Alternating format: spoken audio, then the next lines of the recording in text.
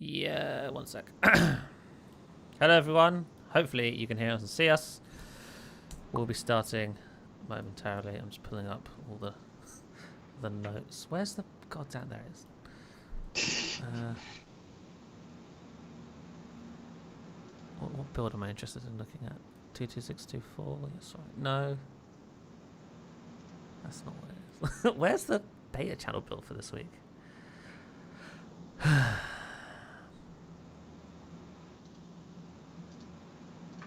There it is. Okay. Cool. Actually, I don't even need that. All the features are in the dev build, so it's fine. All right, I'm ready to start when you are. Just let me get the tweet out.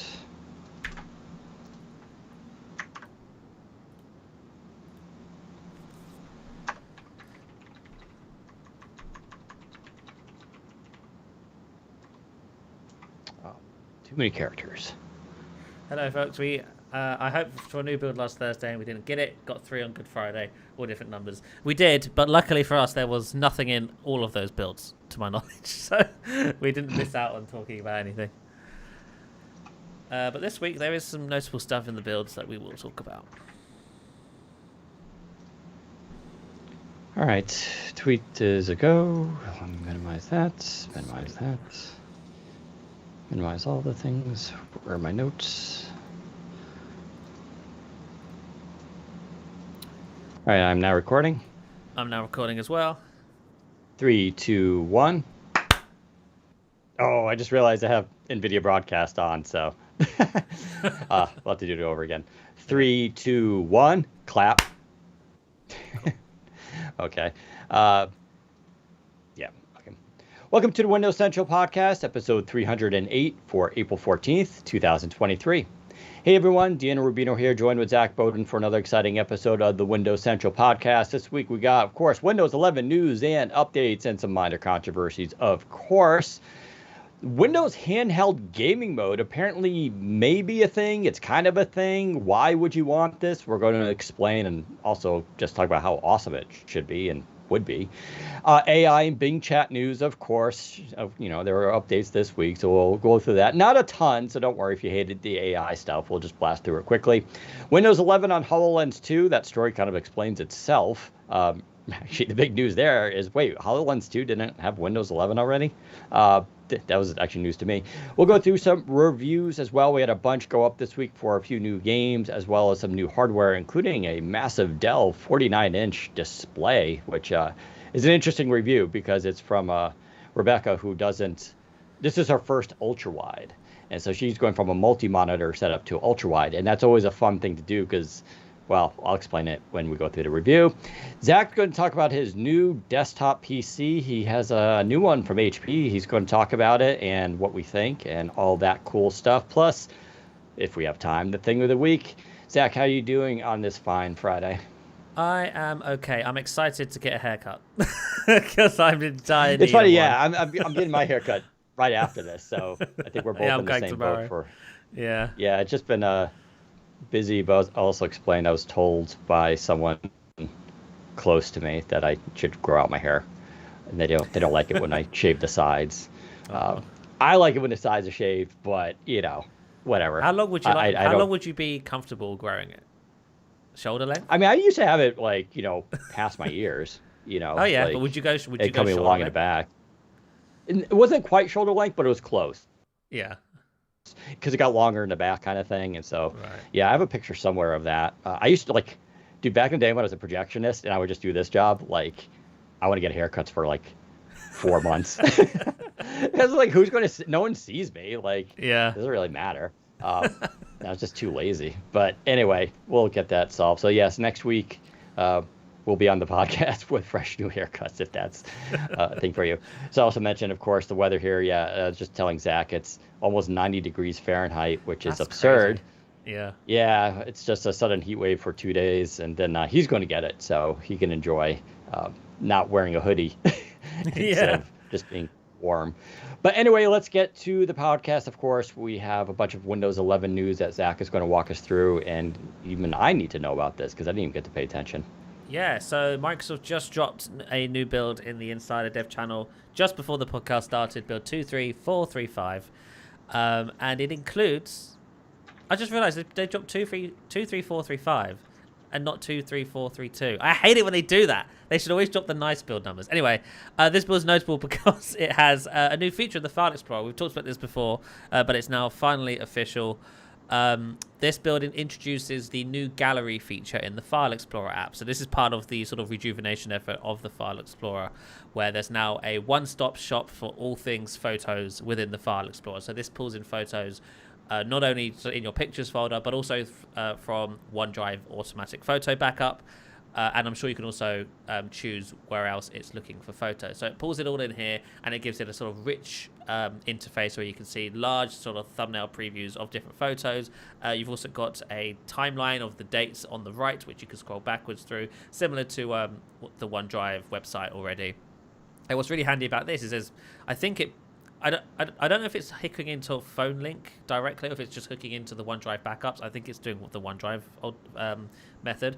But any photo you take, as long as OneDrive's backed it up on your phone, it will be at the top of this gallery view. So if you're, say, filling out a form and you need to upload some ID or whatever, take a picture, OneDrive backs it up, you can hit browse in the website that you're looking at, pop up the File Explorer file dialog thing, and the gallery option will have that photo at the very top, so you no longer have to go hunting for it or open up the Phone Link app to drag it into your own pictures folder first. It's basically streamlining that experience, which is pretty cool. So this is just one part of the new File Explorer rejuvenation. We've also got the other parts coming, such as the new homepage, the new details pane, and all the other fancy stuff that's on the way that isn't here yet. But this is a start. This is the beginning of that rejuvenation effort, and it's here with build 2.3.4.5, and which I guess this means it could roll out with the May 2023 the Moment 3 update.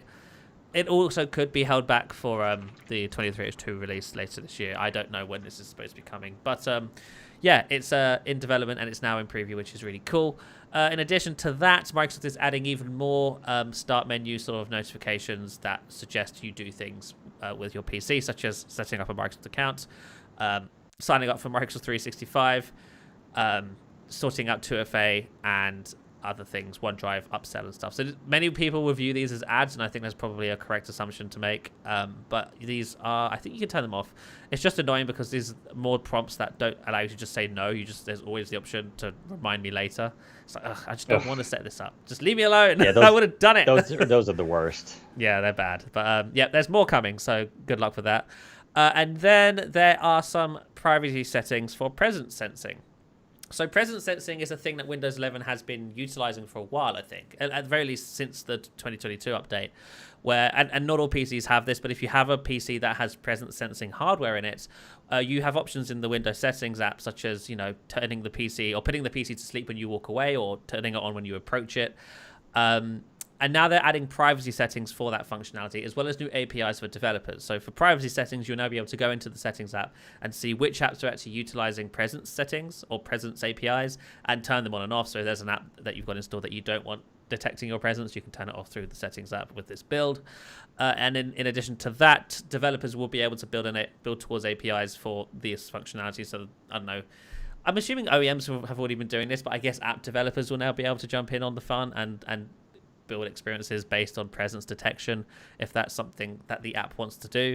But again, you can turn it all on and off in the settings app as well. So it's pretty cool. Dan, do you have any presence sensing PCs? I know it's a thing now, but I don't know of any PCs that are shipping with it.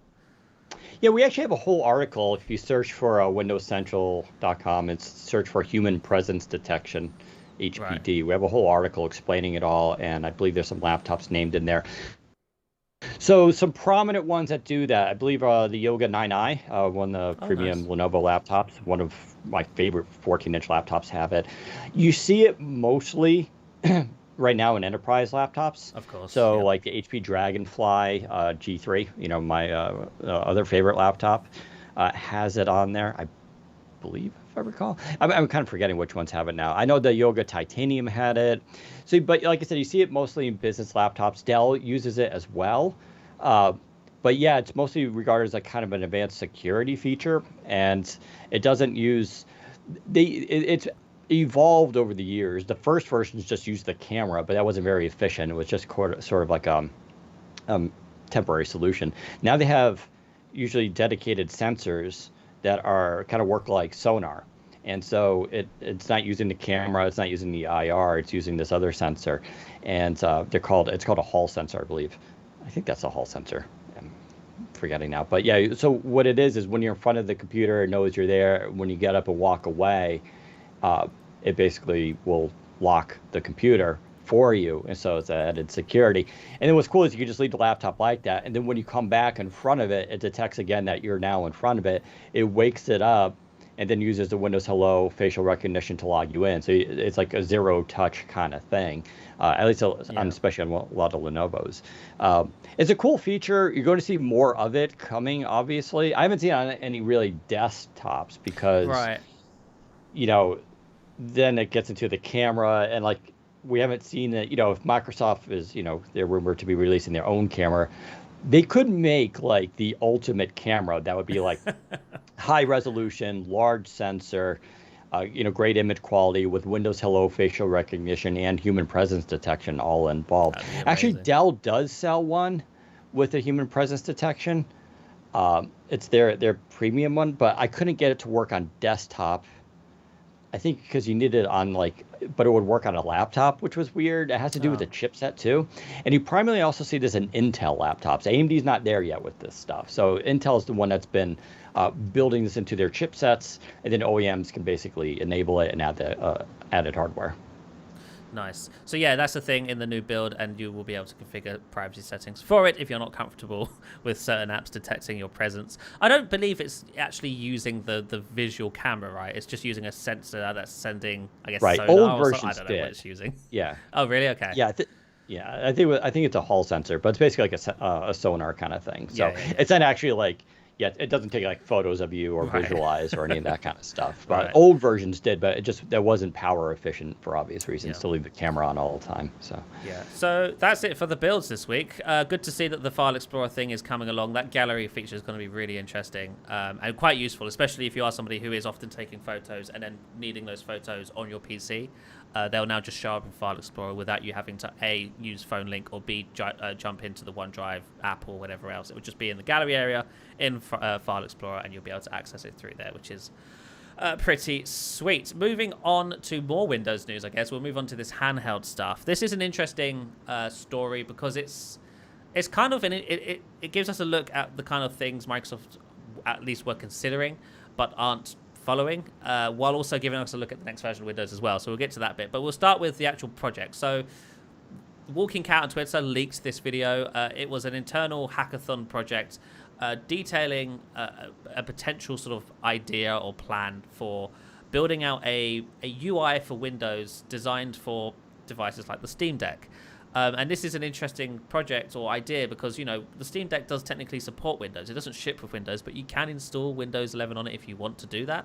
And there are reasons why you would want to do that. There's many older games that may not function on the Linux version of Steam Deck OS that would function fine on Windows 11, for example. So Valve released official drivers, and you can install Windows 11. Not only that, there are other handheld PCs that ship with Windows out of the box. They are native Windows devices. Asus just announced the ROG Ally, which I think we briefly mentioned last week. That's a Steam Deck competitor, and it ships with Windows 11. So the idea that Microsoft was considering building a UI dedicated to these handhelds isn't so far out of left field. And during Hackathon last year, Microsoft, or an intern or a group of interns came together and decided to sort of prototype what this could possibly look like. And it was called the Windows Handheld Gaming Mode or something like that. And essentially what it does is it detects that you're running on, say, a Steam Deck or whatever, and it's like, hey, it runs a prompt that says, would you like to use a dedicated gaming launcher instead, which is designed for sort of controller input or very small touchscreens, such as the Steam Deck's 7-inch 720p display. And it basically replaces the Windows desktop with the small icons along the bottom and the start menu stuff with something that looks like the Nintendo Switch or the Steam Deck. It's lots of big icons for launching games and game launchers. And sadly, the project is just a hackathon project. It's not a greenlit project. It was not something that they put together last year and then leadership went, yep, let's go ahead with this. We're going to deliver this in the next version of Windows. But it's the leak, I think, has rejigged the cogs, I guess, in regarding people's thoughts on this internally as well. Even the intern, which I did have the link, here it is.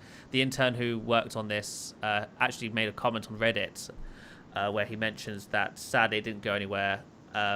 We didn't have the right engineers to do a lot of what we wanted to do in the short hackathon project timeframe. The goal was to be smoother over hardware issues.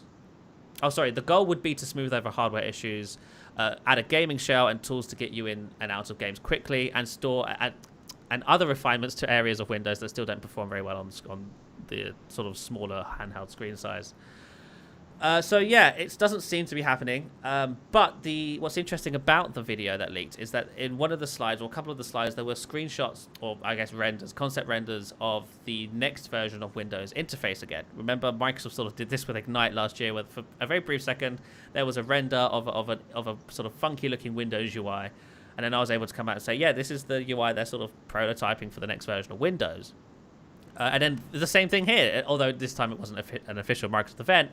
In this video, sort of slightly unrelated almost as well, there's just screenshots of this concept UI for the next version of Windows, which has the system tray along the top, the sort of floating search bar in the middle, and then the sort of app launcher dock thing along the bottom, which again reinforces this idea that this is the sort of interface they're going for touch-based devices at the very least. And it's just good to see it here again. This does certainly seem to be the design they're going for this Windows VNext thing, which is supposed to be coming at the end of next year. So, Dan, I don't know if you got to see the video or any of the sort of hackathon things here. What are your thoughts on it? No, I mean, I think, it's a great idea. Like, I don't understand why they... Well, part of me understands why they won't do this, which is right now, maybe it's volume. There's just not enough volume of devices out there to dedicate such resources to make this happen. But this is also kind of a chicken egg kind of thing, right?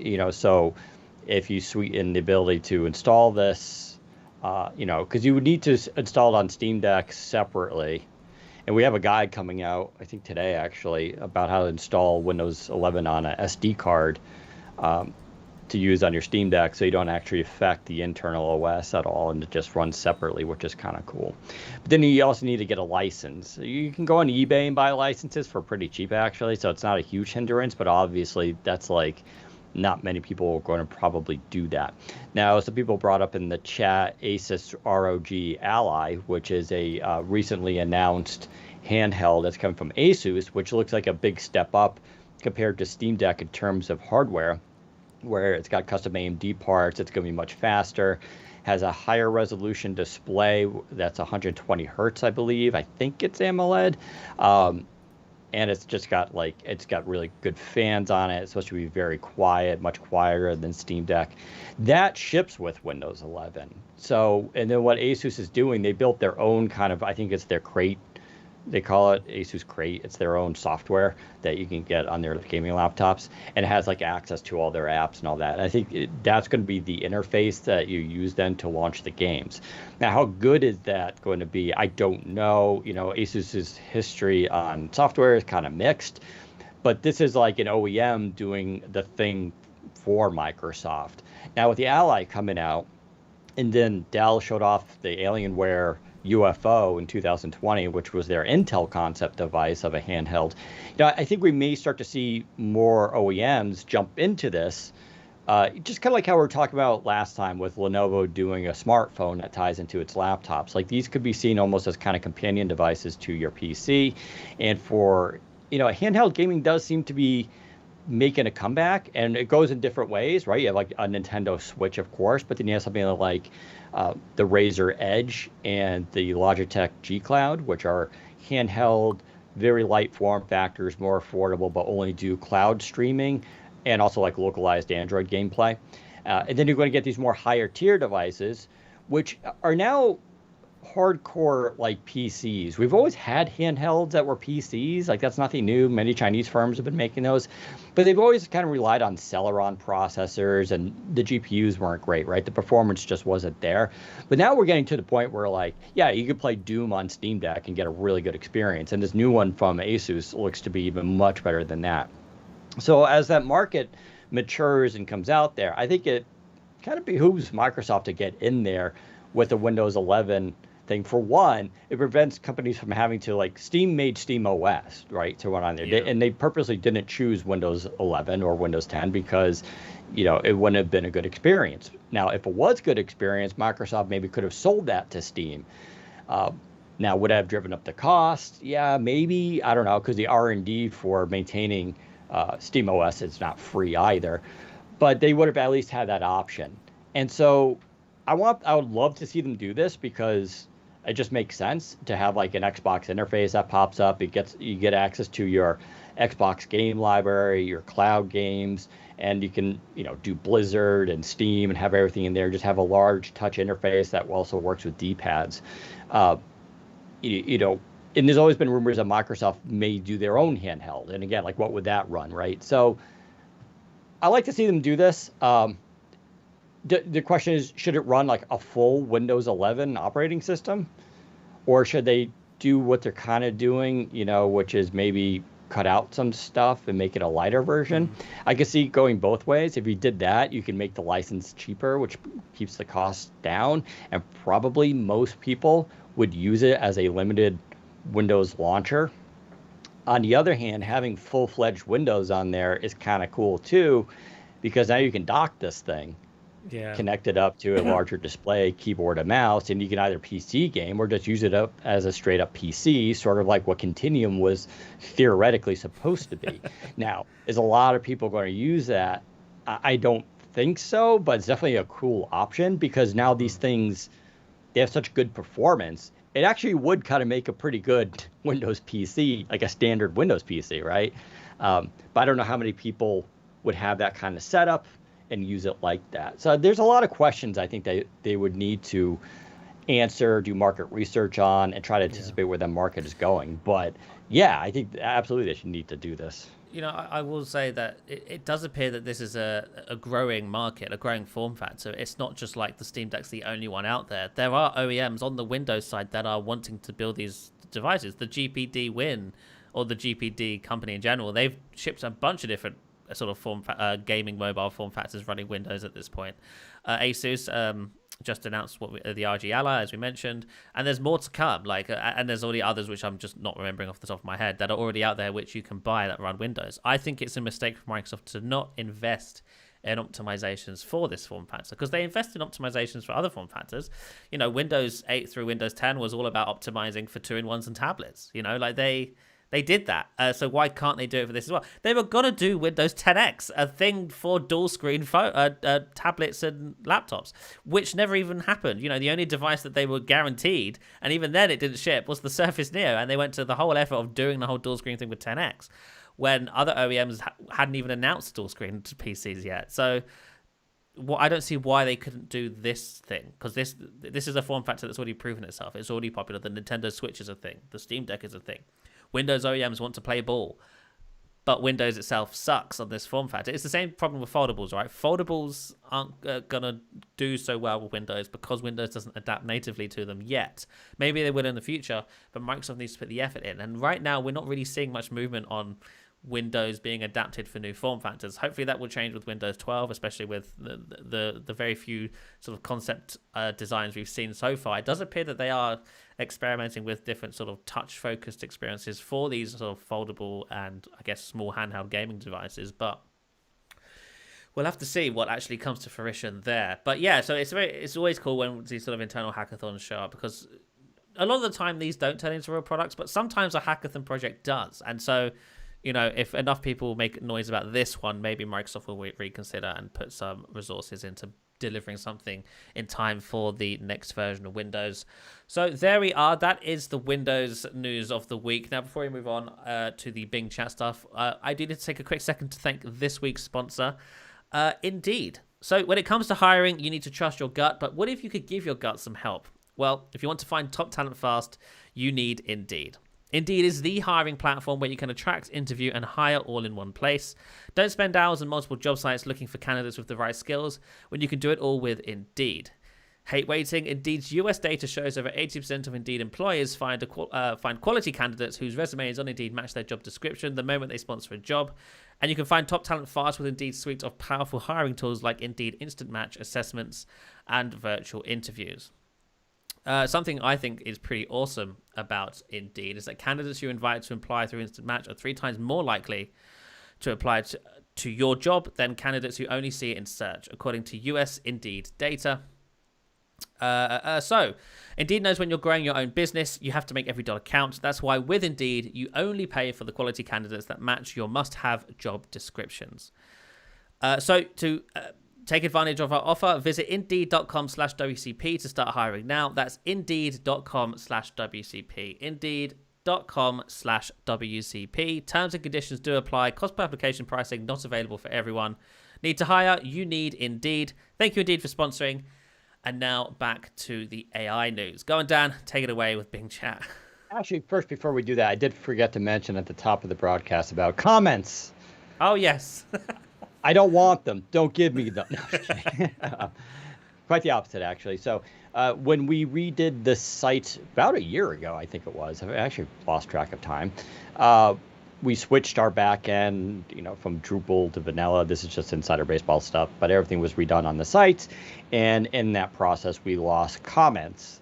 And we were told we're going to try to get them back. But at the time, Future, our parent company, that wasn't a priority for them because they didn't see the value in comments, even though we were like, that's how we drive our community here. And that's where I get to vent on my own readership and argue with them. But on a more serious note, we've been pushing and pushing and pushing for this. And it finally happened. And they went live last night on new articles. And so we do have comments. If you were part of our forums previously, your login should still work. If not, you can just obviously go create a new one. If you forgot your password, you can just reset it, of course, and your old profile should be there.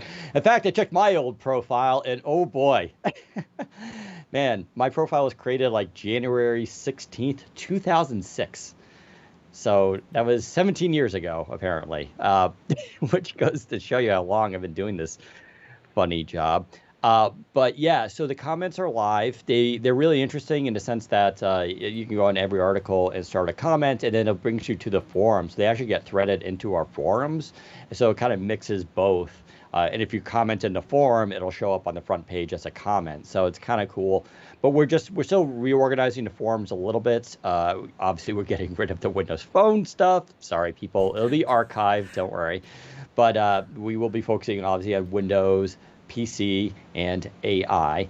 We'll be doing a formal announcement next week on this, but for now, you can go and start leaving comments on the site, and I guess we can start getting into arguments and debates with people, which is always kind of fun. But we're looking to gain back our community. We also don't forget to still have our Discord community, and a lot of them will be, especially our hardcore members there who already moderate on Discord, are going to be moderating in our forums, which is really nice of them as well. So overall, very excited to get that feature back on the site. I should also mention we did redo the forums recently. It's a completely new backend, and it looks beautiful. In fact, there is a dark mode. So if you go into your settings and preferences, you can enable the Windows Central dark mode for the forums, and it looks really, really good. Will we get that for the front page? Trying really hard. We are switching to an upgraded platform pretty soon, and we're taking new ideas and all this stuff. So I'm pushing for a dark mode and some other features as well. But at least we got comments back. It was a uphill struggle, but Future finally came around, and they're seeing the light. Like, hey, actually, maybe these comments may be a good thing. So don't make me look like a fool. And go leave comments on our articles. We'll always appreciate it. All right, let's go to the Bing Chat stuff. So yeah, there was quite a few things this week. This Microsoft Edge's sidebar is coming to the Windows 11 desktop. Actually, I think there already was a version of this you could download from the store, and you can actually kind of run something like that. Remember they also had that news ticker? I wonder if that's still around. Remember they launched a news ticker like a year or two? Yeah, you're right. Yeah. That was weird. That was weird. That kind of came out of nowhere. But anyway, so if you use Edge, there's an option to have a sidebar, and it's got a bunch of icons on there. Some are default, and including the Bing Chat and all that kind of stuff. And that's what the Bing Chat kind of brings up now. But there's other things like shopping, there are games, there is Microsoft 365, you can do Outlook, Image Creator is there. My favorite feature, Drop. Drop is amazing. If you use Edge across all your devices, Drop allows you to share photos, links, documents, basically any kind of file. You just drag and drop it into this window, and then you'll get a notification on your other devices like, hey, you got this thing, and you could just go into that drop and then go download that file. And it uses OneDrive to basically handle the transfers. It's a really, really great thing if you're working on your phone and want to quickly share a photo, don't have maybe my phone set up where you just have multiple devices where you want this thing on. So that's a great feature. That's there. And what's neat is, of course, you can turn these off. Like say you don't like games, you could just remove it. But you can also create your own. So like I do a lot of you can do a lot of PWAs. Like you can put Twitter in there, you can put Telegram, you can put Gmail, you can put Slack in there. Like you can put whatever you want kind of in those windows, and it works really well. So that apparently is an edge, but it's apparently coming to the Windows 11 desktop. And this is one of those features where like some people really, really love it. We know Sean Endicott, one of our writers, and I believe Richard Devine both. In fact, I think Richard Devine wrote an editorial talking about how awesome it is. So they're very excited about this. Other people, I think, will be kind of dismissive. They don't want another thing on there. But it's a neat way to quickly launch into stuff. And so that's going to eventually bring in, that will also have the Bing Chat icon. That's where this comes back to Bing Chat. So you would have a quicker access to the chat, the compose window, and insights. And I think that actually kind of makes sense in terms of how to access Bing. There's going to be multiple ways, I'm sure, to do it, but no ETA on that, although I believe it is now, it's an option to detach. Oh, you can detach it from Edge and Edge Dev and Edge Canary. Yeah, I think it's kind of been around in some form under flags for some time, but I think they're now allowing you to, it's out of flags possibly. Yeah, it's out of flags. That's what it is. So you can go do that in Edge Dev or Canary, which is kind of cool. Hopefully that'll be coming to the mainstream browser in the coming weeks. Speaking of that Bing icon in Edge, we did post weeks ago about a registry edit that you could do to remove the Bing icon in Microsoft Edge. Yes, some people do not like it. Fair. But obviously Microsoft, I think they were always planning this, but they have now added an official option so you can go in and remove the Bing icon if you just do not really like it in Edge. Microsoft adds power of ChatGPT to SwiftKey and Skype Group. So this was actually kind of what we talked about last week. They did a soft rollout in the preview and all that kind of stuff. But yeah, you can now get basically it's Bing Chat and it's SwiftKey. So it's kind of cool. It's got a Bing icon that's in the toolbar, and you click it and it brings up a chat window, a compose window, and a search window. And yeah, you can like basically write a text into it, and then it will reformat it for you and it gives you options like professional, humorous. I forgot what all the options are, but it's sort of like exactly like that South Park episode where people were just texting each other made up AI kind of conversations. Like you can kind of literally do that now. It actually works really well. It's also neat just to be able to do the search, the Bing Chat and search within, kind of the your keyboard itself. But that's now available on iOS and Android. It is not, however, to my knowledge, as of right now, not available on Surface Duo 1 or 2. It's crazy. Yeah, so that keyboard is a different one because it's got split on it, but they do have like a toolbar that has like some icons on it as well. So they could put it there. I guess they probably may at some point. I don't know. We'll keep an eye on that. 2 new features are coming to Bing Chat that hasn't officially been announced, but indirectly have been. So one is someone wrote on Twitter that Bing would be so useful if it had memory also. That is, it remembered your chats, and probably a way to categorize and organize them. And Mikhail Parakin, hopefully I'm pronouncing his name, who works on that team, says coming soon in a fairly restricted forum initially. So maybe it's just a brief history, but so they're all doing that.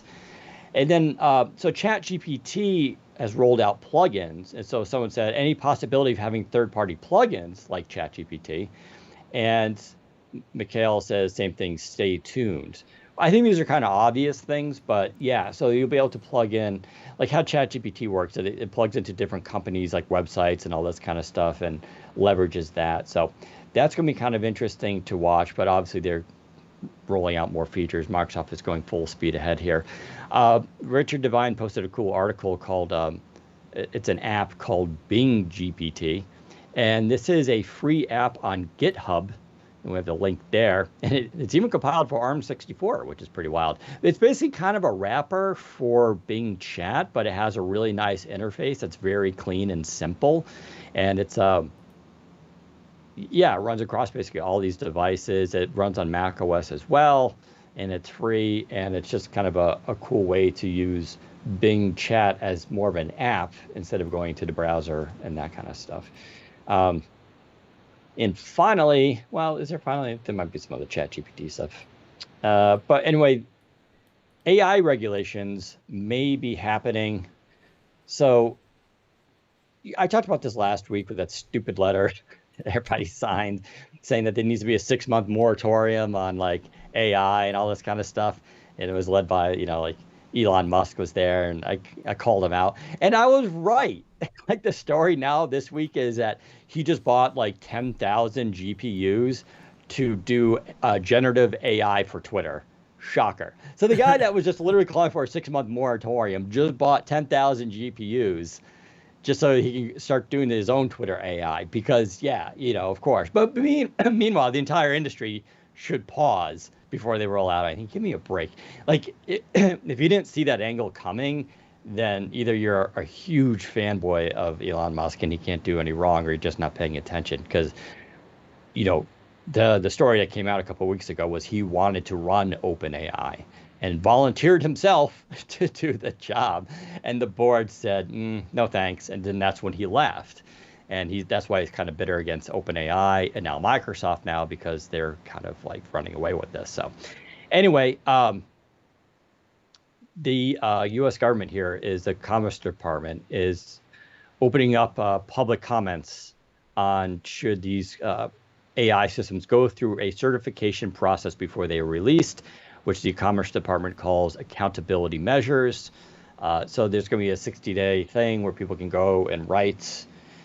You submit it online. And here's the cool thing, right? You can actually use Bing Chat to draft a letter to put it in there if you want to.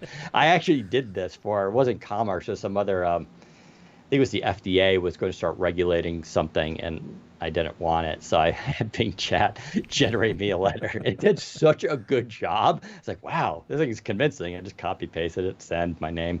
So you can actually do that if you want to. But obviously I believe that there should be regulations here and there should be some oversight before this stuff does get out of control. I don't think pausing it for 6 months is a good idea. Now, it's only limited, right? So it's the U.S. government does it, happens in the United States. It doesn't do anything for China, Russia, or any other countries. And so that's the bigger problem, where eventually this needs to probably go to the UN, where they can have accords and, come up with something. For instance, maybe countries shouldn't link AI systems to weapons defense systems, Sure, yeah. Obviously, drones don't count, but, I'm saying like ICBMs, I just talked about that movie last week, Colossus, which is exactly that from the 1970s. They connected AI up to intercontinental ballistic missiles. And let's just say things didn't go well. And if that sounds like similar to the plot of War Games, yeah, exactly. So we'll see what happens with this. I think even OpenAI says that there should be regulations here too. So, and Microsoft has been pushing their responsible AI stuff. So, you going to say something? No, I was going to say, yeah, no, I think it's common. I think most people agree that there should be regulations here because it is powerful stuff that, if used incorrectly, can be damaging. And a lot of different AI in general, like we've already seen this happen with things like deep fakes and people being targeted for harassment and all other kinds of things just by having someone's face copied onto somebody else's body and being shown to do or say things that they never did. Especially if you're in school, that's like, oh, that's terrible. And this is just an extension of that. Just because it's written stuff now through Bing and whatnot, it's the same sort of thing. It can still be used for negative stuff. So regulation is, I think, important.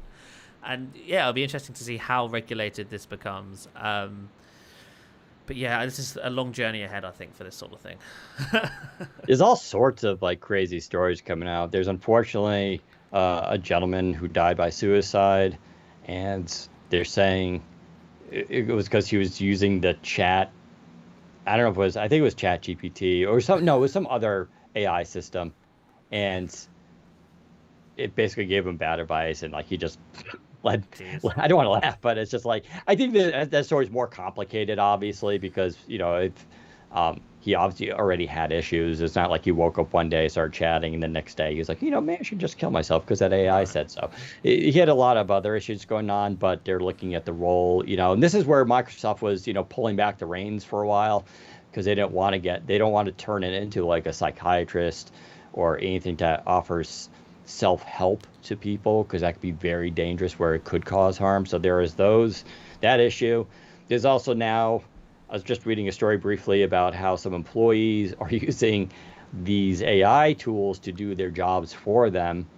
And in turn, they have more free time and they're taking on extra jobs like outside of work to make even more money, basically side gigs. So the idea that this stuff is already transforming work is, it's here already. A lot of people are already transforming work. There was a newsletter I was subscribing to, and it was about AI, and it's like some of the things they have are like prompts of the day, and they would just basically share the prompt that someone would type into like Midjourney or some kind of chat bot, and then they show the response. For Midjourney, they would show like some really crazy images that people created, and then they give you the prompt for it so you can kind of do it yourself. And and then I talked to Richard Devine about that, one of our writers, and he's like, there are people getting jobs now who are basically whizzes at knowing how to prompt AI to generate the right thing. Because right now it's kind of funny. You go into Bing Chat or whatever, and you write stuff. Yeah, you can kind of make things happen. But say you want to generate an image, like you might not realize. Like, let's see if I can actually find the the prompt here. Being able to work the AI well is a skill, because I can't do it. Yes, I get really frustrated with it quite quickly, and I'm like, I'm done. This is rubbish, and I just close the window. Yeah. So for Midjourney, so for products, the prompt was, quote, a pair of Nike shoes with flowers on top of it, comma, a brown sculpture by Victorian Foot, Behance contest winner, Closianism, I don't know what that means, rendered in Cinema 4D, ornate, rendered in Maya, ultra realistic, 8K HDR cinematic, --AR 2:3, which is the aspect ratio, -- up beta. And it created this amazing image. Another one was cinematic photo, editorial landscape photography, up close shot of a SUV, Arctic landscape, 8K, highly detailed, depth of field, blue color, blue core, Kodak Portra 800. That's a type of film that they're requesting. 105 millimeter f1.8. So now they're requesting the exact millimeter of the camera and the f-stop, 16:9, and a couple other weird number commands. I have no idea. I mean, it created a pretty beautiful image, but as Zach pointed out, it was supposed to be a Range Rover, and it couldn't get the text right for that. So, but yeah, I mean, that's a whole thing of people are becoming experts at how to prompt these to get very specific creations. In a weird way, they're like translators. They translate what you want or what somebody wants into the AI, and the AI does the work. It's really interesting because, like I said, like if you're very basic with your input, it will give you crap results. It's not always. Obviously, for basic queries, it's fine. But if you want something as advanced as what Dan just said, you can't just say, generate me a picture of a Nike on a statue. It's not going to deliver. Yeah. It's not going to deliver. It will, right? But it just won't be great. Yeah. Or if you wanted something specific, like a photorealistic one, Maya rendered, HDR, like, you have to like put in all those things, but you have to know all those terms. And then there's also like little other commands like -R, -X, and like little, like they're literally like almost program commands where you have to know about that. And if you don't, you're not going to create something amazing. So that's going to be, I believe, a subfield of people doing work on. We should also be clear that this was Midjourney, right? It wasn't Bing Chat. Yes, because Bing Chat draws like a child. It's true, but the same principles do apply. Where in Bing Chat you'd want to give it, even more specific commands. Like you can tell it to do a wide image. It won't create like 16:9, but create a wider one. I don't think it can do photorealism, right? I don't think, at least I've not seen. I don't know. I haven't. That might be a deliberate choice, because obviously photorealism implies realism, and that could be used for not good things. And so maybe Microsoft is avoiding that for now. Well, I was putting in Elon Musk, and it was blocking it, and then it turned out a lot of celebrities were kind of blocked. So Yeah. Yeah, I don't know, but that's your. I think that should be it for all the chat stuff and Bing AI stuff. It's taking over the world, that's for sure. Oh, I should also mention quickly that Amazon is finally, yes, they still exist. Their new AI coding tool has one huge advantage over Microsoft's GitHub Copilot, which I don't know what the. Oh, it's free for personal use, and I guess that's the big advantage. It's free, where GitHub Copilot is not.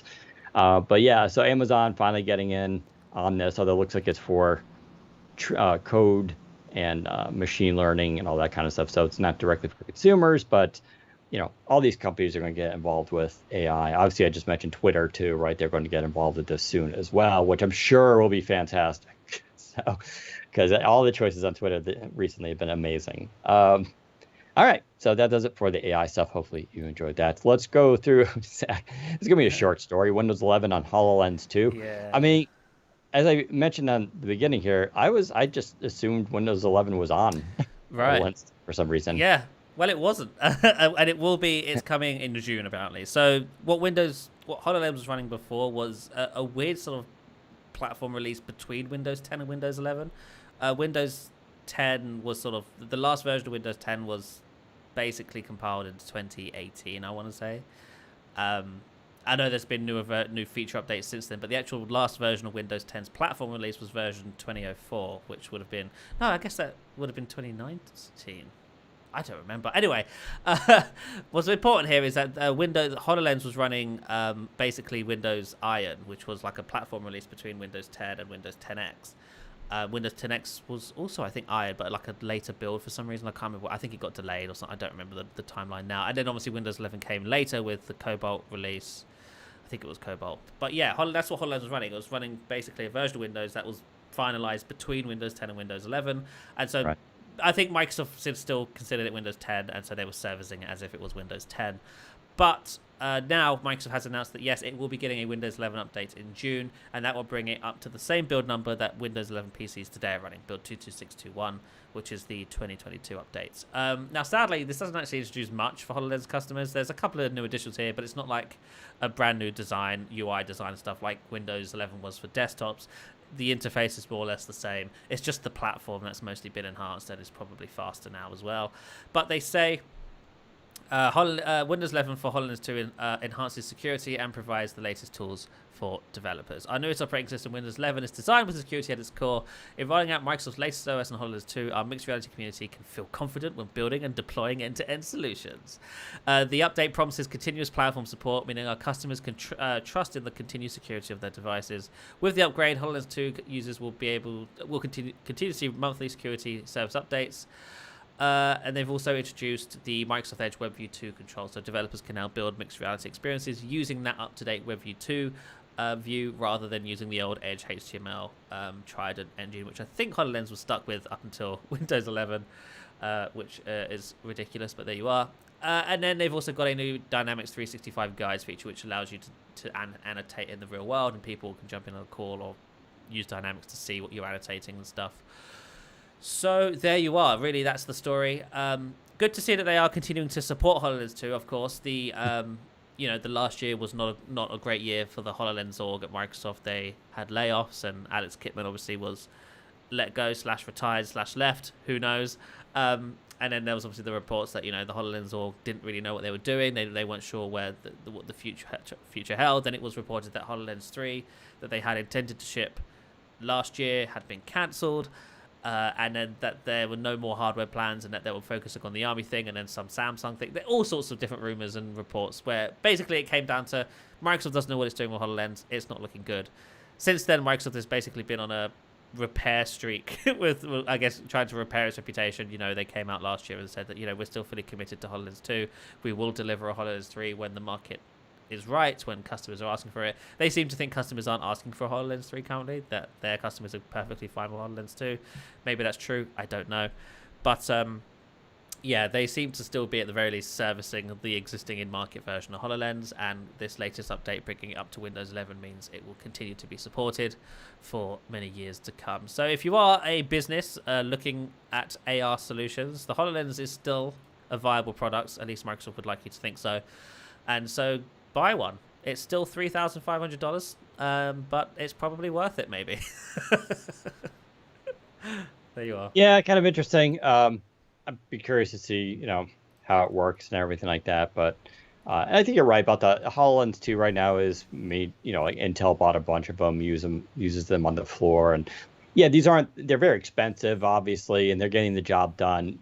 Do there need to be improvements and better versions? Of course. I mean, this technology can always evolve, but it's sort of like even Steam Deck, we're talking about that, how like Steam has come out and said like, oh, we're not updating that thing every year. It's going to be like, I imagine every 2 to 3 years, they'll do an updated version of that handheld. So not everything needs to be on this like rapid cell phone cycle, right? So I think they're kind of right about this, but let's be honest, we haven't talked much about mixed reality, AR, all that stuff on this podcast for a long time, outside of business use and military use. And Apple, who is once again rumored to be showing off their thing in June. We'll see if that actually happens or gets pushed back again. That device is rumored to be around also $3,000 and have a bunch of cameras. It's going to be mostly aimed at developers. And again, I think Apple may find some success with it. They're focusing on communication with it. I imagine FaceTime will be a big part of it. No doubt about it. Like when you see that video, it's going to be cool, right? You're going to look at it like, oh my God, this is what Microsoft should have done. But whether or not people actually go and buy it, I'm still not necessarily convinced. I get the idea that we all want like glasses that we put on, and as we're walking around, it has a heads-up display and information comes in there, and they last like all day, right? It's not like a 2-hour thing. I want that future, but I feel like we're so far from that right now. We're probably maybe at least 5 years from it. I mean, Apple even wants to do contacts, which again, yeah, like I could see that happening with the way technology is going, but maybe 10 years that could happen where you just put in a contact and it's like, it does all that stuff for you. So like, I don't know. I still feel like right now, all we talk about is AI, AI, and it's all over the place and it's making massive impacts on the world. And yet where's Apple on that one? So I don't know. They just did, I talked about on Twitter recently about how like, who was it? Some major magazine did a interview with Tim Cook. Now, to be fair, they probably did the interview like in January and it runs for March, that kind of thing. But like, I went through the article, which was, I think, 5,000 words. Not once did AI come up in the whole discussion. And they were talking about like technology, and they even talked about AR, VR, because Cook in 2015 said, we don't think putting on glasses and all that is a great thing and a great user experience. We believe in technology that blends into the background, the whole thing. And now they've obviously completely reversed themselves on that. So, but not one mention of AI, which I just thought was really interesting. I mean, ChatGPT had already been out by then and really kind of started peaking in December, and coming into January. So it's not like people weren't talking about it. They most certainly were. But I don't know where Apple is with this stuff. Now, I've read some like Apple fans and, kind of like they got secret projects they're working on and they don't want to announce it right now because like you see some of the goofs that Microsoft is having or, these little things and they're like, they don't want that to happen. I'm just like, really? Do you really think that's what it is? Because Microsoft announced like, I think it was 2019 or 20 that they were teaming up with OpenAI and they built a supercomputer to train the language models on. Like, it requires an absurd amount of hardware and knowledge power to make this happen. I have no doubt Apple has some AI stuff in the works, but do they have anything comparable to what OpenAI has done? I don't know. We've seen no evidence of it, and there's no evidence of you figure they'd want to start talking about that, but I don't know. But meanwhile, they're going to go down this path of AR, VR, which now seems like a dead end. Meta's pulled back, Microsoft's pulled back. We don't know the status of that Samsung Microsoft supposed partnership where they're supposed to create, Samsung's supposed to make some kind of AR, VR glasses. I don't know. So we'll have to see what happens with all this stuff. But interesting nonetheless. Let me know in comments what you guys think. And finally, we'll just go through some, we got Zach's thing, but we'll just do some review roundups. If I can actually find the tab now. I don't. Let's see. So we had a bunch of reviews go up this week. Dell UltraSharp 49-inch curved monitor. And if you need that actual number, it's a U4924DW. That's again, U4924DW is the exact model. So this is obviously, as I mentioned, a 49-inch widescreen monitor. 49 inches, very much on the high end in terms of wideness. I think it's equal to, it functions as the equivalent of two 27-inch QHD monitors placed side by side and feels huge in person. It's a 5K dual QHD resolution, so 5120 by 1440. 60 hertz refresh, so it's not a gaming one. And it's got a ton of ports on it. The cool thing they do on it is it's got in the front, it's got a drop down thing. you press into it and it's spring loaded, and then it pops out and it's got extra ports for you. So you can just plug directly into the monitor. That's cool. Yeah, that is cool, right? So it's very useful. If it has two Type-C ports and a Type-A. So it's really useful if you got to plug in a thumb drive or photos or something like that with an adapter. Really nice thing. And then we don't need it. You just click it back and it goes away, which is really cool. Assembly is simple. Dell has some of the simplest monitors I've ever seen. It's literally you pull the monitor out and it's the stand, which I think just has the base you screw in, and then just clicks into the back. There are no screws or anything like that. It just clicks and you're ready to go. So, but pretty color accurate too. What's the price on this guy? Let's see. I know they ain't cheap. $1,500. So not cheap, Ooh. But what's cool about the review too is I mentioned Rebecca had, I believe, 3 or 4 separate monitors. She had a pretty killer setup, including one display was just dedicated to her Steam Deck. So this is the first time she went to ultra wide, and that's always an interesting thing because ultra wides, the first time you see them, you're like, oh my god, it's amazing looking. Then you're like, and then what happens is you get it and you turn it on. And you're like, wait, how can I work like this? Because like you make a window, you blow it up to full screen, and it's just like a mile long. And now Windows 11 has a really good ability to, if you go through the taskbar in your apps, basically jump through configurations to snap things, which is really good, and it helps a lot. I would say, though, if you're going to get an ultra-wide, you absolutely need to get Power Toys and use the Fancy Zones feature, which creates permanent zones for apps to snap to, and then you can link it to your keys, so you can just go with the Windows key and arrow, and you can just quickly snap apps to where they need to go, and they will always appear in those positions. So you can just create like 4 sections across. You can make a thin one, a large one, whatever you want to do, you can. And it just makes, once you do that, it clicked for her. She was like, oh, okay, now I get this, and now she's kind of sold on it, because it's a much cleaner setup. She just has this one display on her desk and a keyboard, and she could see so much more. And once she was able to, spread everything out and snap things, she kind of, got why people really, really kind of enjoy this thing. So that's the Dell review. Go check that out. Minecraft Legends came out, Xbox and on PC. So Zachary Body reviewed it. They loved it a lot. They give it 4 out of 5. It's not perfect, but it's a really interesting game. This is different from Dungeons, which is one of my favorite games. But this is I'm so bad at classifying these things. What kind of game is this? It's like one of those. It's like an RPG kind of game, and I don't know.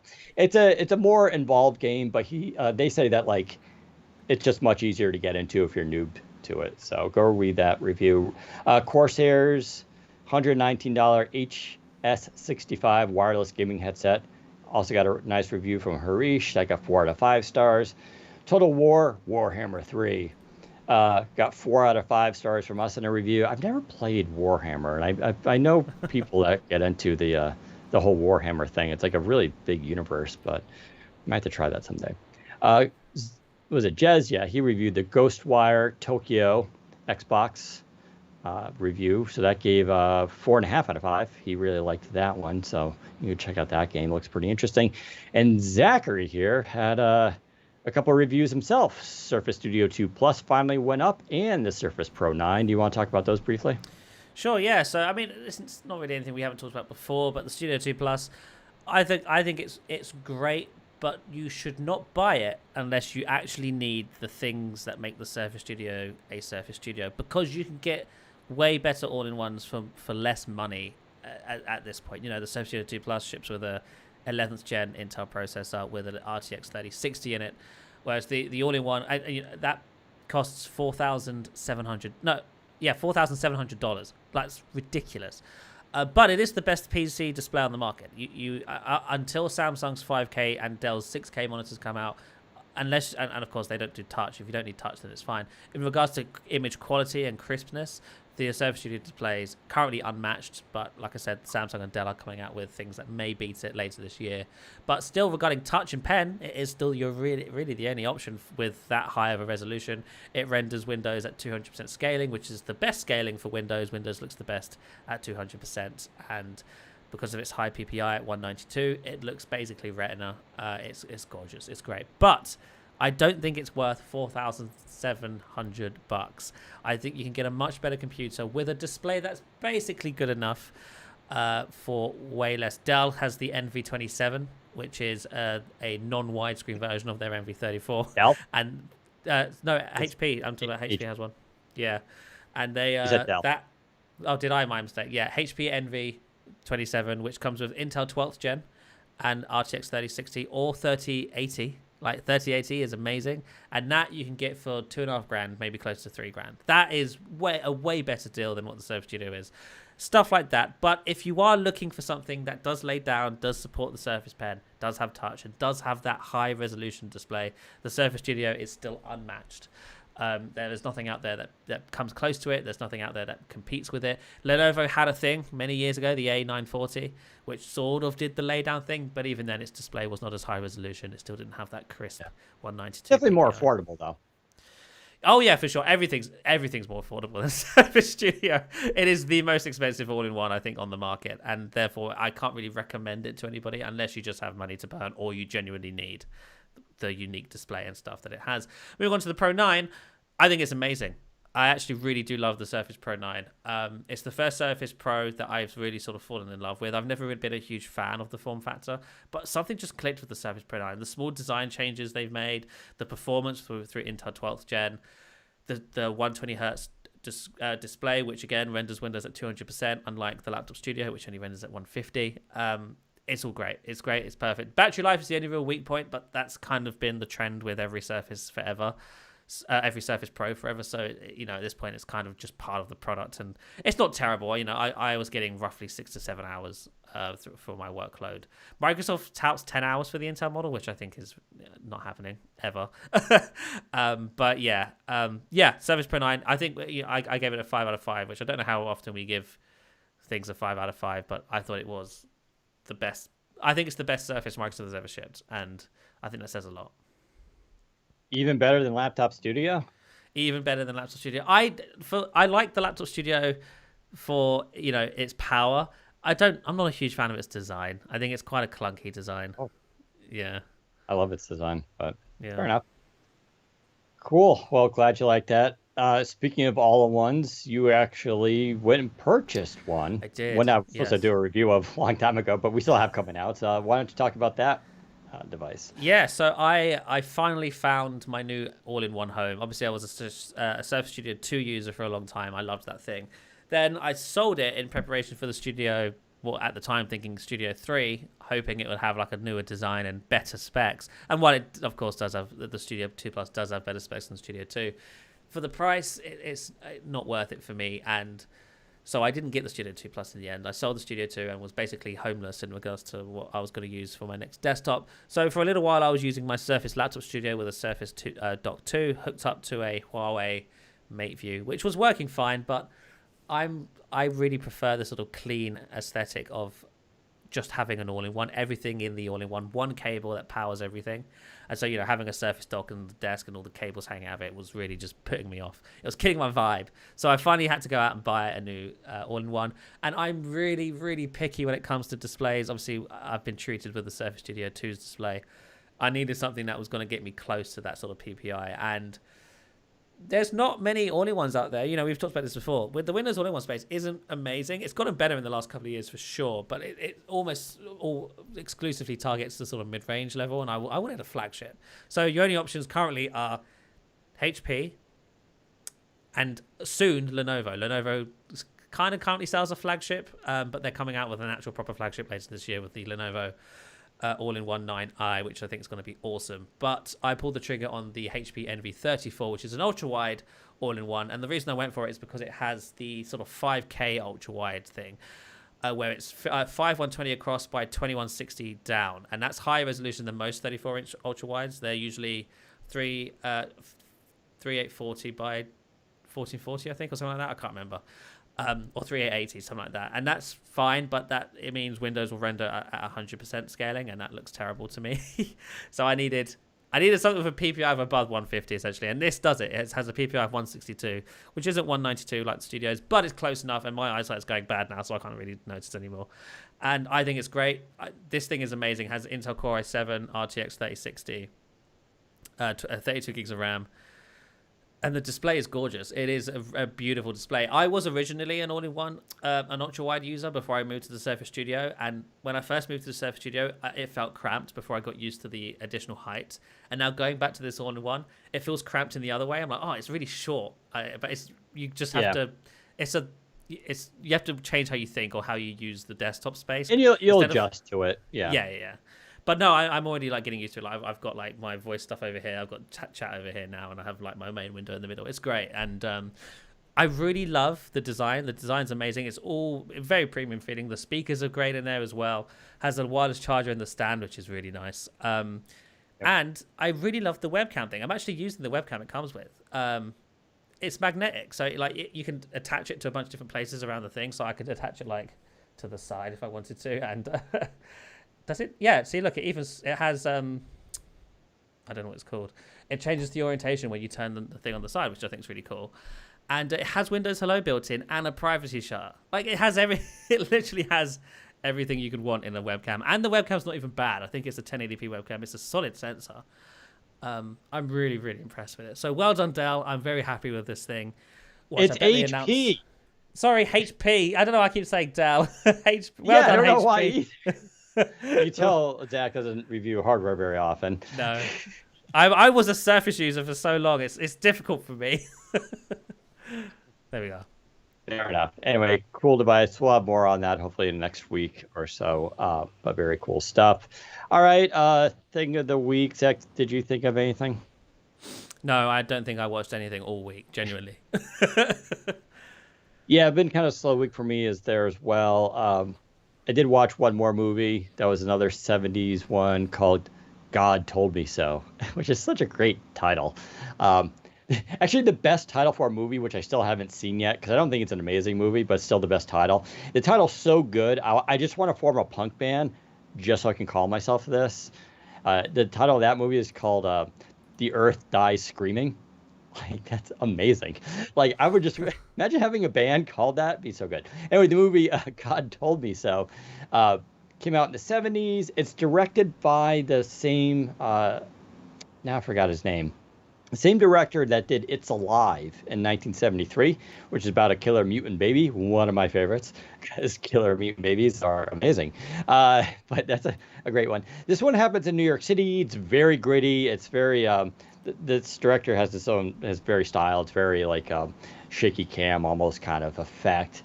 And yeah, people start getting killed and some assassinated and people die in various ways. And this one cop keeps coming up on these scenes. And before the person dies, he's like, why did you do this? And they're like, God told me so. And then they die. And it's like, wait, what's going on? Like, what is God like? Why is God telling people to murder people?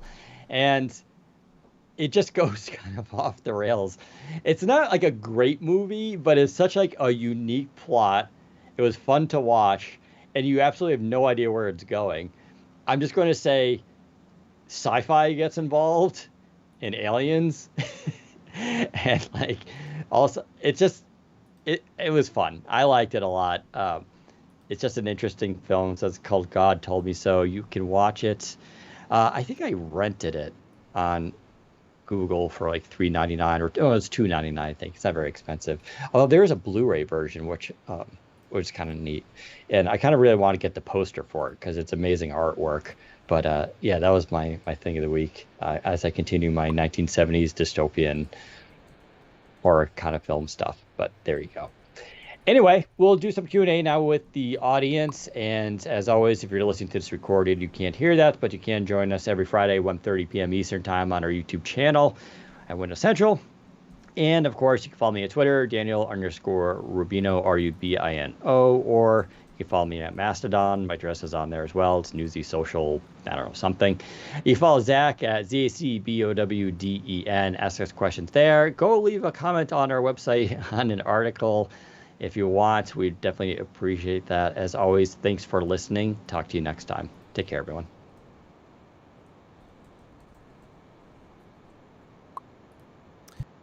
Awesome. So if you have any questions, now is the time to ask them, and we'll do our best to answer them.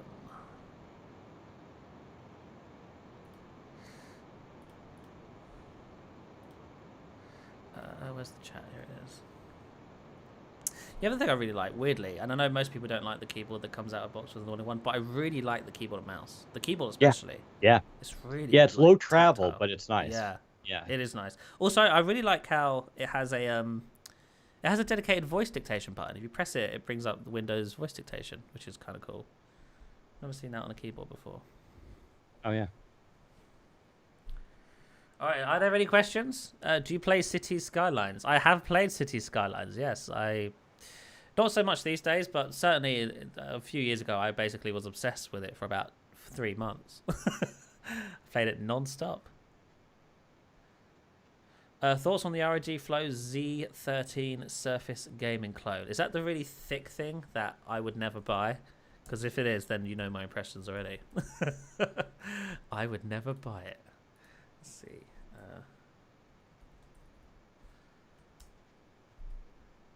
Images. Let's see what this is. Yeah. Oh wait, no, that's not it. Sorry. Yeah, I wouldn't. That's not for me. I don't see the purpose or the point in that form factor. The point of a Turing one is supposed to be it's a light tablet / laptop.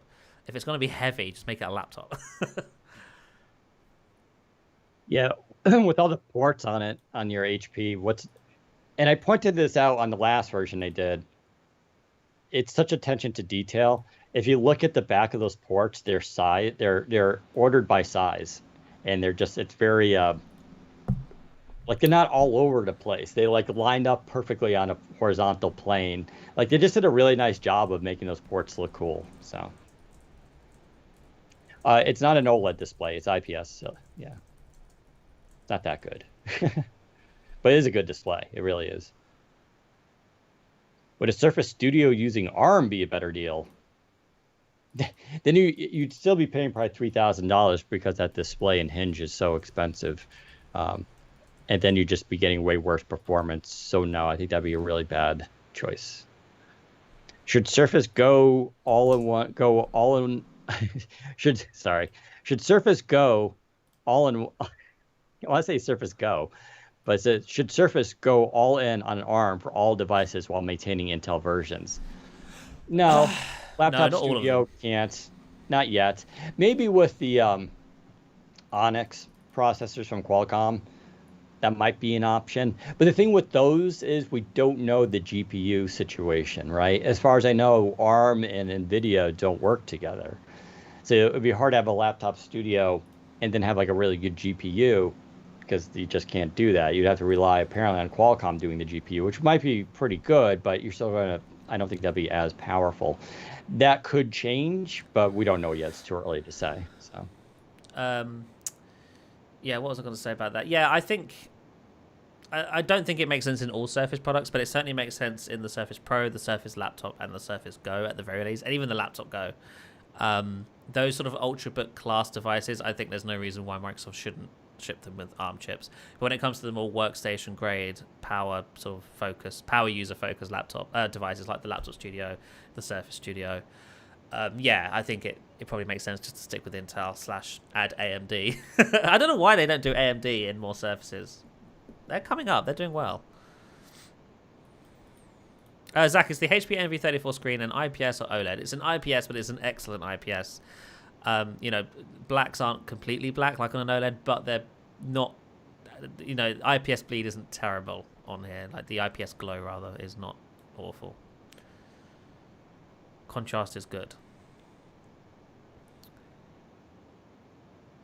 If that If there's handheld still a mode, possibility, sorry, I already start talking. go on.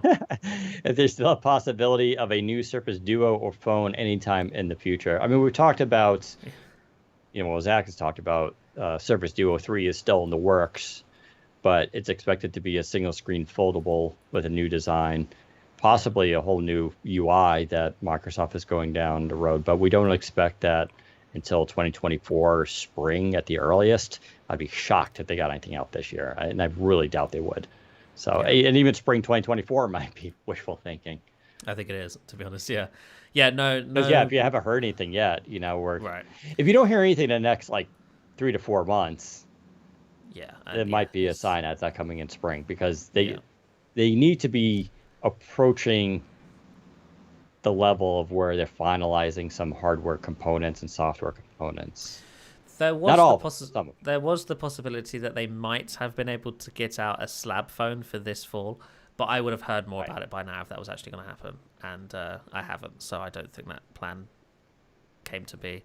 Sadly, it was a discussion they had, but I think with the layoffs and the potential recession and economic conditions and stuff, I think they decided they're just going to focus on Surface products for now, at least, that they can guarantee will make them a profit, which is Surface Pro, Surface Go series, and Surface Laptop series. The Studio just snuck in there underneath at the end of under the radar at the end of last year. Had they pushed that back another 6 months, I think that thing would have just been cancelled. So there you go. Question to ask you about the HP Envy All-in-One. They have other models in other sizes, including 27-inch and 24-inch. They're not the same class. It's not the same design necessarily as Zach's. They're still really good. They're also way more affordable. They're below $1,000, but they rely on AMD Ryzen and just usually have full HD displays. So not quite what you're looking for. Man, I will say I'm blown away with Intel 12th Gen. It's actually crazy how much better it is over Intel 11th Gen. Oh, yeah. Those three, all the cores help. I should also mention there is a HP Pavilion 31.5. And that one's only $900. Diagonal display with 4K?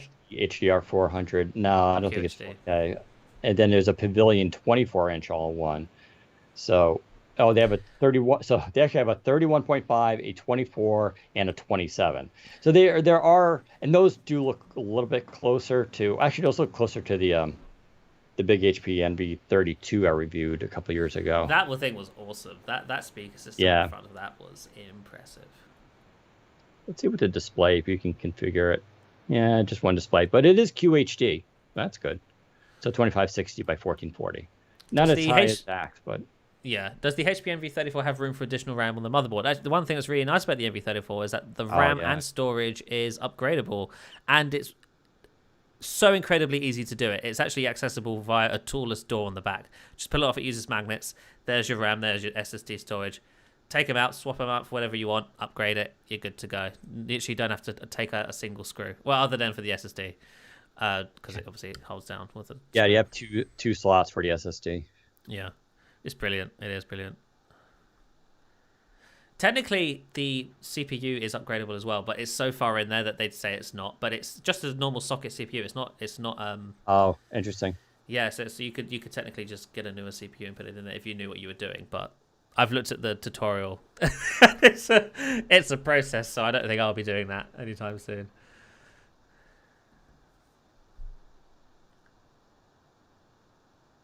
When is the new hub module launching? The Surface Hub 2S module upgrade, codename Upward, to my knowledge, is supposed to be launching in the second half of this year. But that won't be anything impressive to my knowledge, so let's not get our hopes off that. I would love them to ship like a power user cartridge with like Core i9, RTX 3080. It could fit in there. That's a massive display. Come on, what are they doing?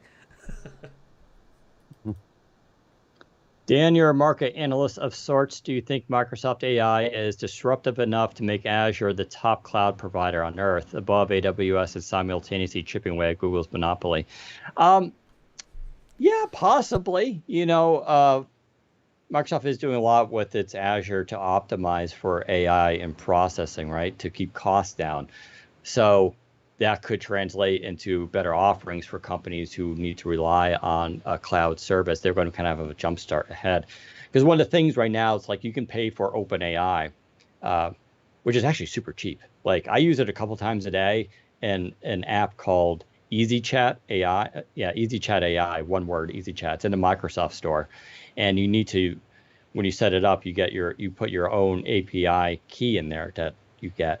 And so I've been using it a couple times a day for the last week. I'm up to 4 cents.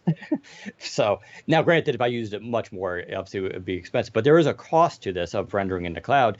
And I should say, when you pay for it, it's like instant. Like it's really crazy how fast when you pay for it is, because you just type in like something, and it's just like instantly it comes up with answers and like suggestions. It's just like, wow, that's really fast. So Microsoft is definitely working on their back end Azure stuff to make that even better and more cost efficient and to pass that down. But that would also be passed down to outside companies who have their own AI products that then need cloud there. So I don't know, will it make them number one? I don't know. It'll help, I think, them grow Azure for sure. But yeah, maybe.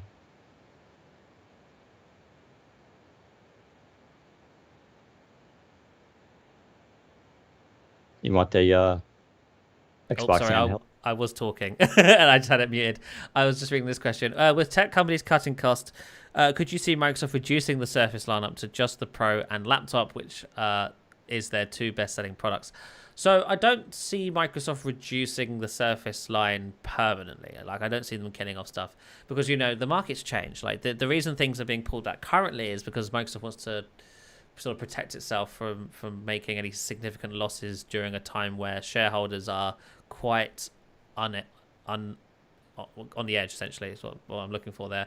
They're quite nervous about things. They're not too sure about the current market and whatnot. So Microsoft for now is only focusing on shipping products that they think will make them a profit.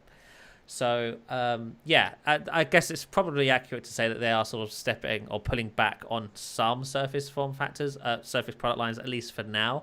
But I don't think that's forever. I think it's just a temporary solution to sort of help them combat this economic climate. And then once things improve again, they'll be back to shipping new experimental bits and bobs like a Surface Neo 2, which I'm actually joking about that. But the Duo perhaps becomes more viable for them again once people stop crying about the economic situation.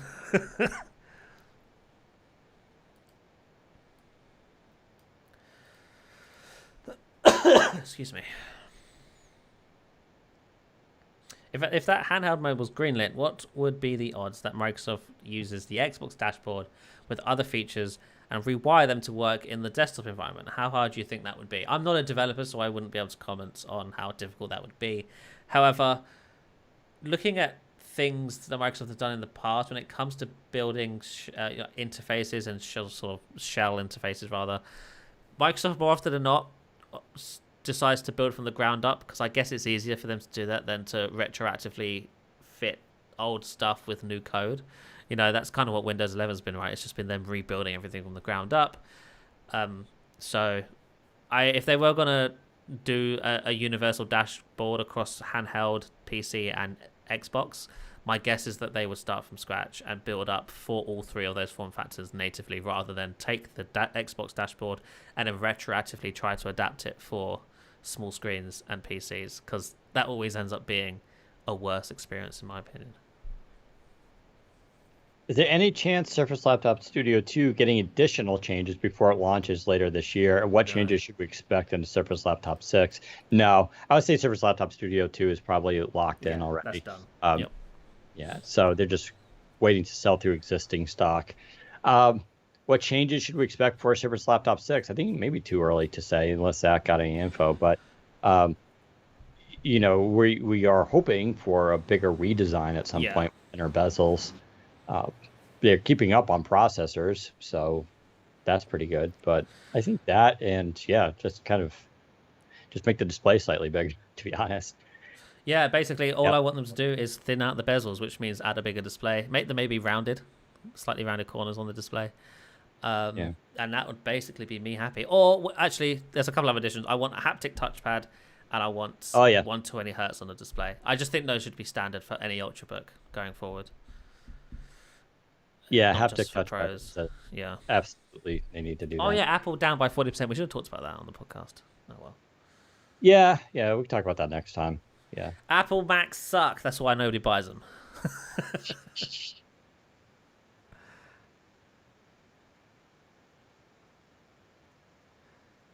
What are some of the use cases for dual cameras? I don't know if you answered that one, Dan, because yours came with 2 cameras, which I thought was interesting. Mine only came with 1. Yep. So it's meant for people who are collaborating because you can have one camera on. Well, there's a couple of different ways to use it, right? So it does have its own software which lets you split the stream, which is kind of cool, and then you can stream like that.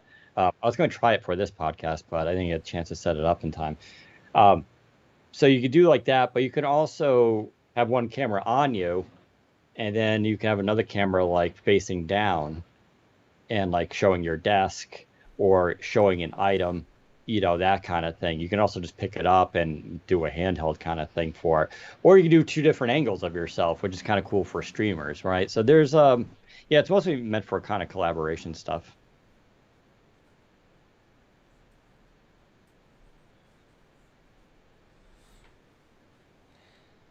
Yeah, I do like how the shutter on the webcam is actually like physical.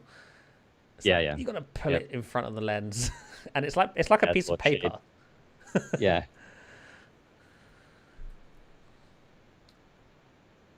Zach is muted again, so is Dan. It's not. No, we're not muted. I can hear Dan. Dan can hear me. Yeah.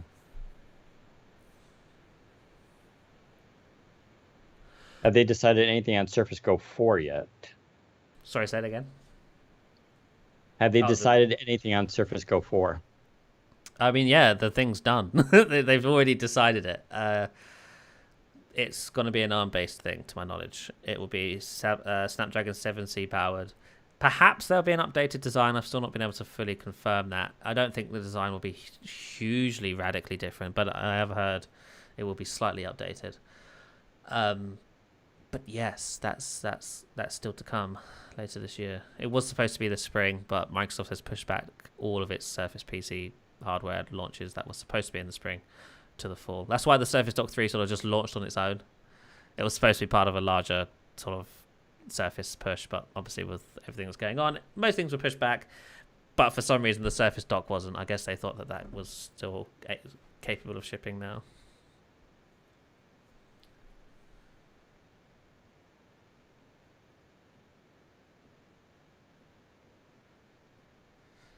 Is the HP Envy 34 compatible with Windows Hello? Yes, the webcam it ships with. I believe all the SKUs ship with the webcam.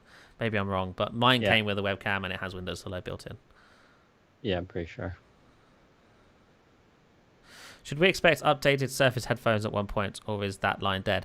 I have not heard anything about Surface Headphones 3. I had heard that there were Surface Earbuds 2. I even had a code name for them. They were supposed to ship at the end of last year, so whatever happened to those, we will never know. But yeah, I had no info on a Surface Headphones 3. No Intel in the Surface Go 4. Pretty sure there will still be Intel in the I guess business line SKUs, or the higher tier, like the most expensive model, as they often usually is. They won't be getting rid of Intel. It just won't be the entry level model anymore. Will the Surface Go 4 have an LTE version? I think yes. Actually, I think it'll have 5G, which is huge for Surface Go. But don't quote me on that yet, because I haven't been able to fully confirm it. HoloLens 3. I don't know anything about HoloLens 3.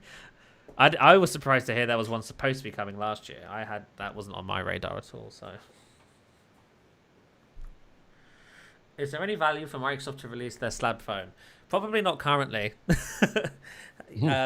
Nobody's buying things right now, or people are buying things less, I guess is probably more accurate to say. And Android still isn't there for Microsoft. They've got a long way to go to build out experiences that make that version of Android unique for that form factor. But maybe end of next year, we'll see where things are. We'll see what Microsoft is doing with Windows 12 and whether or not they can translate that UX to Android. If they can, then its unique selling point becomes a lot more interesting, in my opinion. But we will have to see.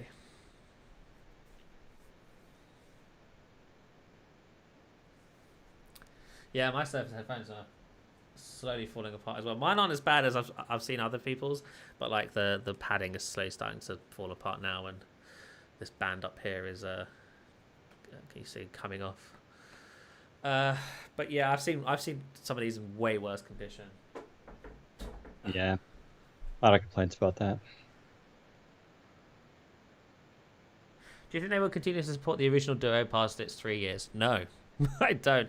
They're technically already supporting it for longer than Qualcomm initially set out to support that chipset for. The Snapdragon 855, I want to say went out official support from Qualcomm last year, or maybe a year and a half ago at this point. And so Microsoft has actually been paying Qualcomm for extended support for the Duo One. So no way are they going to keep doing that for for another year. Duo 2, I don't know. That's still up in the air. The Duo 2 shipped with an actual current processor for the time, to my knowledge. So maybe they'll extend that. I don't know. But the Duo 1, I would be very shocked if that gets extended. It was end of life from the start. It was technically a year old by the time it shipped. You're not wrong.